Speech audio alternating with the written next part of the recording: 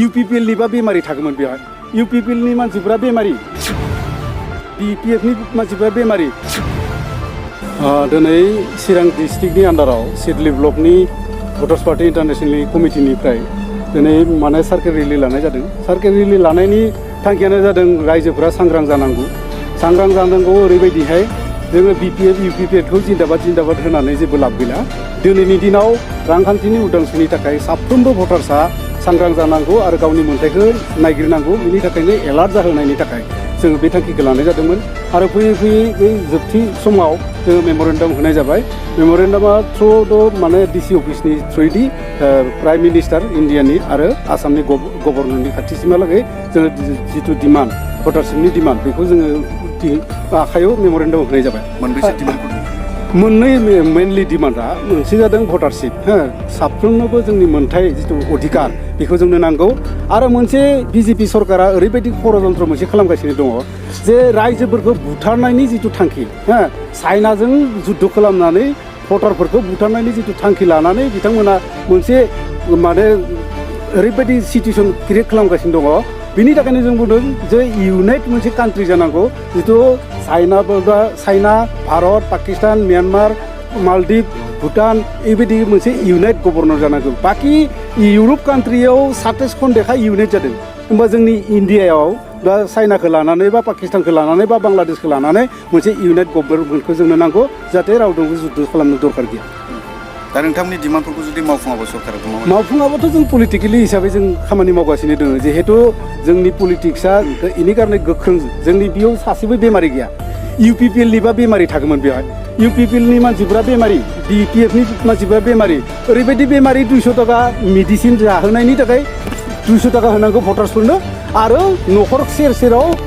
ambulance हेगारहरो आरो बे ambulance हेगारहरनानै मानसि बुथुमनानै बिसोरो मिटिं खालामो खिन्थु जोंनि भटार्स पार्टी इन्टारनेशनेला एकदम गोख्रों गावबा गाव फैदों रावबो मेडिसिन लायाखै गावनो खरसा खालामनानै गावनो निजेनि मोन्थाइखौ नागिरनानै फैदों एमपि बिसायख'थियावथ' जोंनिफ्राय फाइट थागोन जोंनि केन्डिडेट थागोन मानो होनोब्ला 2011 सनाव 2 डिसेम्बराव पार्लियामेन्टआव पास जानायनि उनावबो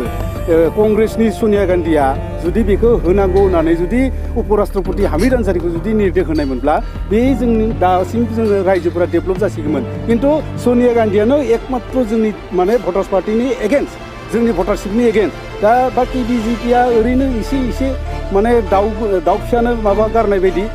माइरं गारना होनाय बायदि बिसोर किसुमान माने आसनि बानायबाय थादों जोंनो नाङा आसनिखौ जोंनो नाङा आसनियाव जादों करापसन 100 जनाव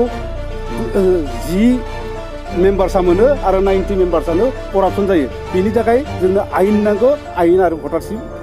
आयेन जायोब्ला साफ्रोमबो भटार्सआ मोनगोन ना इउपिपिएल ना बिपिएफ ना कंग्रेस ना बिजेपि साफ्रोमबो भटारनि थाखाय जों खामानि मावदों दिनै हानजायै साइकेल रेलि खालामनायाव नोंथांमोना साबैसे मेम्बार्सफोरखौ लानानै जोङो 250 मेम्बार्सआ दिनै ब्लक लेभेलाव सिडली ब्लक लेभेलनिफ्राय ओंखारदों बे हिसाबै जोङो बिराद मोजां दिनै एवार्ड जालाय होननानै जों नोंथांमोननि जुगिदि माने रायजोफोरखौ मिथिहोबाय नाथाय गोबां दोलोखौ जोङो जयनिं हाबाफारि लानाय नुदों नोंथांमोन दोलोखौ लानाय नुदों जों जयनिंखौ गुबुन पलिटिक्सनि बायदि जों रावखौ बोनानै लाबा बिसोरो बोना लाबोगोन 500 थाखा होगोन सेरेब बथलसेजों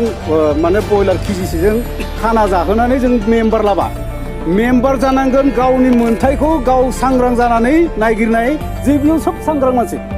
सब मेलेम गोनां मानसि MA पास BA पास जानो जे मेलेम गोनां बे नङा MA पास BA पासआ दा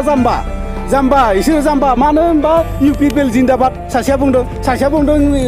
बिपिएफ जिन्दाबाद सासेया बुंदों कंग्रेस जिन्दाबाद सासेया बुंदों बिजेपि जिन्दाबाद मुर्दाबादजों रायजोआ जेबो डेभेलप जाया बेनि कारणे जुदि MA BA पासफोरा जुदि मेलेम गोनां मानसिब्ला भटार्स पार्टियाव लैहोर फायनांगौ इयुन जिथु भबिष्यत भबिष्यतआ मोजां जानांगौ बेखौ साननानै गासैबो सेंग्रा सिख्ला गासैबो लाइमोनफोरा भटार्स पार्टियाव लैहोर फैनांगौ बेखौनो जों खावलायो